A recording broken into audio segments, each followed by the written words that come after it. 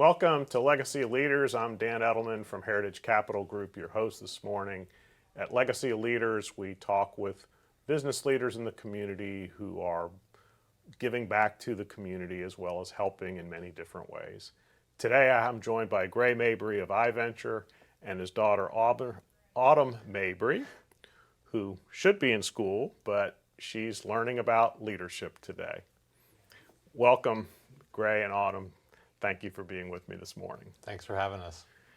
Gray, you started an organization from scratch and have built it into quite an impressive organization in Jacksonville.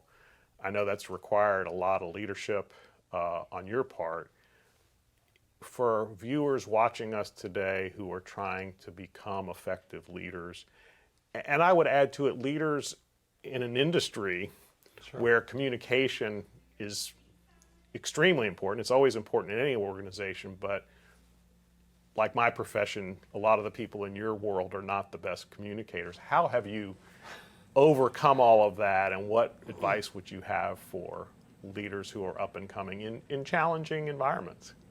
Yeah, I like that we went straight to not all IT people or technology people are wonderful communicators, but just over the years, a few things have served us well, and to be clear, we learned a lot of this, through the life of hard knocks and coming up through it. But I'd say one, leading with humility, and that is not being afraid to do the work, get close to the work, to be in the trenches, and really lead by example. And I think back in our early years, doing IT work, communicating with customers, and doing that with new people that have joined our organization so that we can learn together.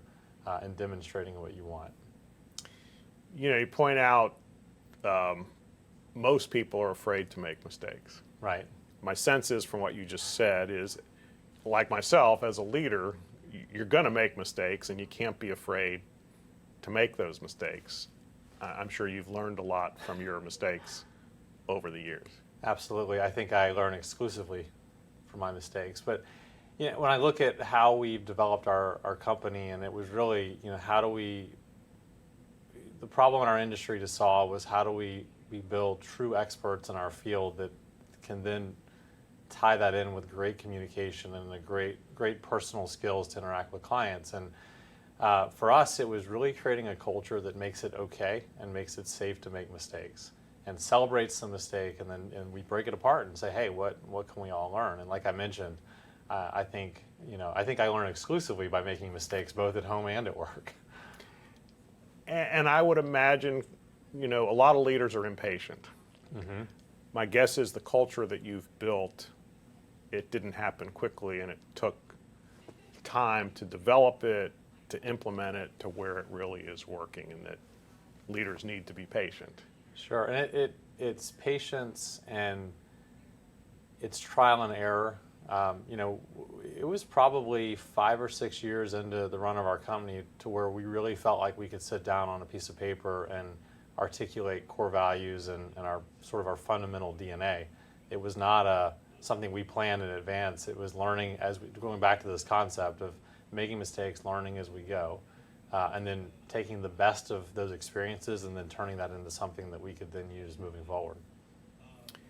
And as part of your business, I know you've invested a tremendous amount of time in building it, but you've given back to the community at the same time. Why has that been important to you as a leader of your company?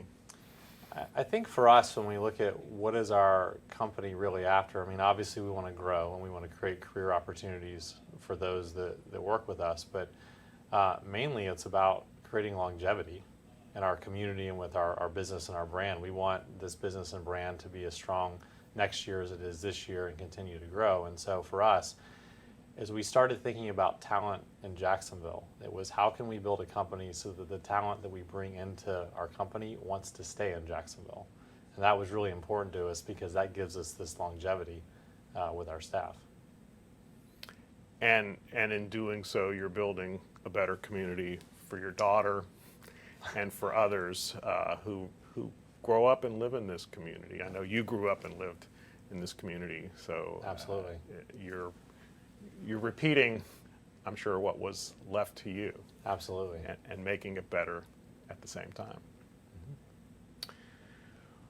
Well, thank you. Hopefully those of you watching have gained something, a little nugget of something about leadership. It's not easy, it's challenging, and takes a lot of hard work.